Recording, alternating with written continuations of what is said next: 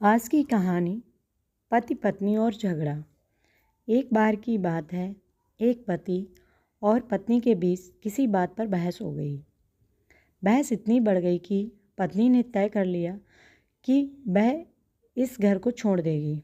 रात के समय जब सभी सो रहे थे, पत्नी चुपचाप घर से बाहर निकल गई। बाहर ठंडी हवा चल रही थी और चारों ओर शांति थी, लेकिन उसके मन में विचारों का शोर था। वह सोचने लगी कि अब वह कहाँ जाएगी और क्या करेगी। चलते चलते वह एक घर के पास से गुजरी, जहाँ से एक माँ की धीमी आवाज़ सुनाई दी। वह अपने बच्चे के लिए भगवान से रोटी की प्रार्थना कर रही थी। इस प्रार्थना ने पत्नी के दिल को छू लिया। आगे बढ़ते हुए उसने एक और घर से आवाज़ें सुनी, जहाँ एक माँ अपने बेटे की सुरक्षा के लिए प्रार्थना कर रही थी। इन सब आवाज़ों ने पत्नी के दिल में एक गहरा असर छोड़ा।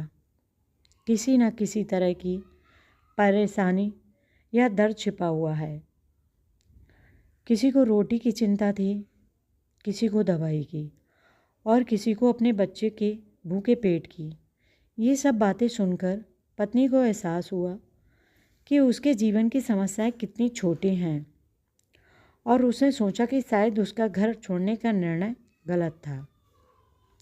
ये सोचते हुए वह घर वापस लौट आई। उसने अपने पति और बच्चों को सोता हुआ देखा और एहसास किया कि वह कितनी भाग्यशाली है कि उसके पास एक घर, परिवार और प्यार करने वाला पति है।